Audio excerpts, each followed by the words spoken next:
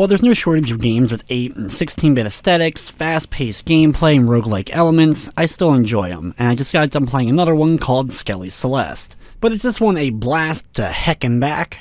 Or is Skelly Celeste just an absolute mess?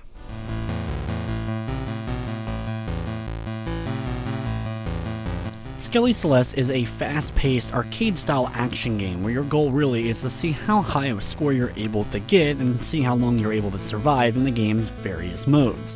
While it may not necessarily look like anything particularly different from a lot of games out there, what it does have is variety in the types of modes that you're able to play. In the game, you're playing as a Keeper of Hell, and you're trying to keep the demons from spilling out and conquering Earth.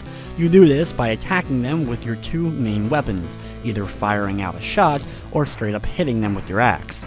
The game uses a cool mechanic that you use the axe and melee weapons in order to gain ammo for your gun, so you can't just hide out in the corner, you'll have to get into the fray and gain that ammo back. There's also an extremely useful dash button to help you get around the screen faster and dodge out of the way of enemies, especially during intense boss encounters. Control-wise, I felt the game was pretty solid. In that department. There are multiple options, either a single stick or twin stick options, so you can either move and aim at the same time or move with one stick and aim with the other. There's also a handful of options to tweak things like graphics, though at times it can still be difficult to see things and what exactly is going on.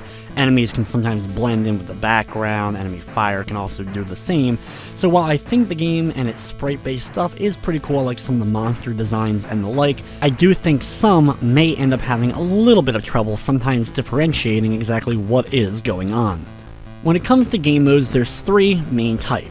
One where you'll be dropped into a survival arena, just one arena, seeing how long you're able to take out wave after wave of enemies. You'll gain plenty of different power-ups and other item drops throughout to keep you going for as long as possible.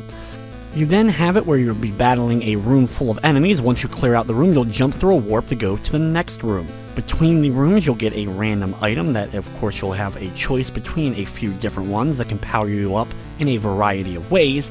And then there's also some other random encounters, special rooms, and bosses that can pop out at any time after you complete a room. Then there's the dungeon-like mode, similar to classic Legend of Zelda or Binding of Isaac, for example. You have a randomly generated dungeon broken up into multiple rooms, plenty of secrets, and lots of enemies to battle in each one of the rooms.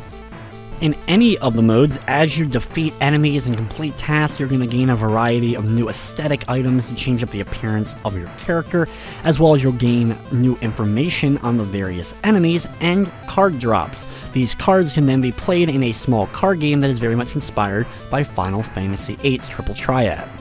So because of this variety, you may find one mode that you end up liking more than the others, or jump between them. They're very enjoyable for a 10 to 20 minute long period of time. While there are many games out there that do very similar elements, may even do them better, it's that variety that at least makes Skelly Celeste somewhat special. From the technical side of things, I didn't run into any problems as far as glitching or crashing of any sort. Skelly Celeste is available now on the PlayStation 4 for $9.99, and it does feature a Platinum Trophy. The game is also available on Nintendo Switch, Xbox One, and PC. Overall, Skelly Celeste may not be the best in its genre, however, it provides a lot of variety, especially at a low price point that I think many can end up digging, especially for 20 or 30 minutes at a time. I do wish it was a little easier to see things. I wish controls were a tiny bit more tight, but I'm still going to give Skelly Celeste an 8 out of 10. That's going to wrap up this review though. I'd like to thank you for watching, and of course, I hope you enjoyed.